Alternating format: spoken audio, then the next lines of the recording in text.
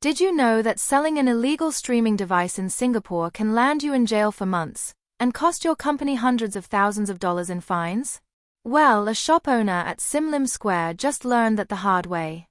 Let's break down the details of this case that's shaking up Singapore's fight against digital piracy. A 36-year-old Chinese national named Wang Yu, who ran Ace Technologies at Sim Lim Square, has been sentenced to 6 months jail and slapped with a staggering 181,000 Singapore dollar fine. His crime? Selling illegal media streaming devices that allowed users to access pirated content from big-name entertainment providers like Disney, Warner Brothers, and even the English Premier League without paying subscription fees. Wang wasn't just running a small side hustle. Between 2018 and 2022, he operated 4 separate shop units under his business.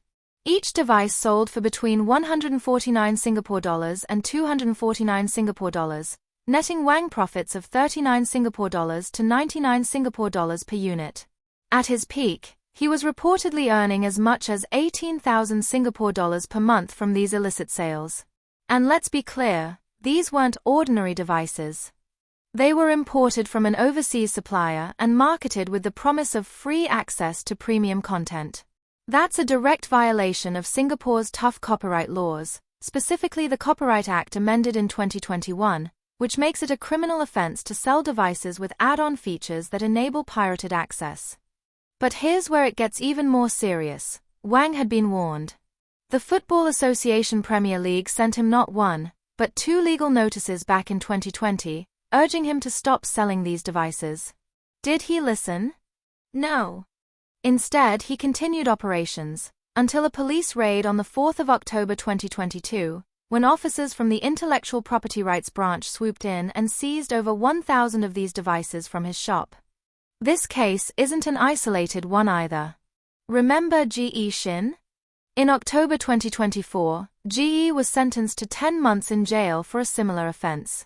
His shops, MT Gadget Plus and Grand New, were hit with fines of 200,000 Singapore dollars and 100,000 Singapore dollars respectively. So what does this mean for Singapore's stance on digital piracy? According to the Premier League's General Counsel Kevin Plum, this case sends a clear message: piracy will not be tolerated. He praised the Singapore authorities, especially the Attorney General's chambers and the Singapore Police Force, for their ongoing efforts in cracking down on these sellers. And here's a key takeaway for everyone. Buying these devices is also problematic.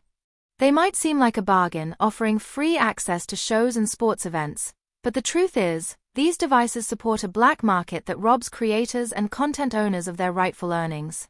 And with more prosecutions expected from the 2022 Sim Lim Square raids, it's a stark warning to both sellers and buyers. Let's pause and think for a moment. Why do you think people still buy these illegal streaming devices despite the risks? Is it the lure of free content, or is it a sign that subscription fees are simply too high for some people to afford? Should there be more affordable legal options available for consumers? And how much responsibility should buyers bear when they knowingly purchase these illegal devices?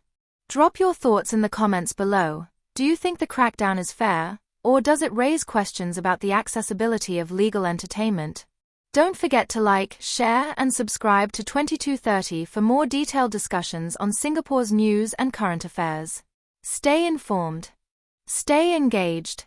And remember, the choices we make, whether as buyers, sellers, or consumers, can have real-world consequences.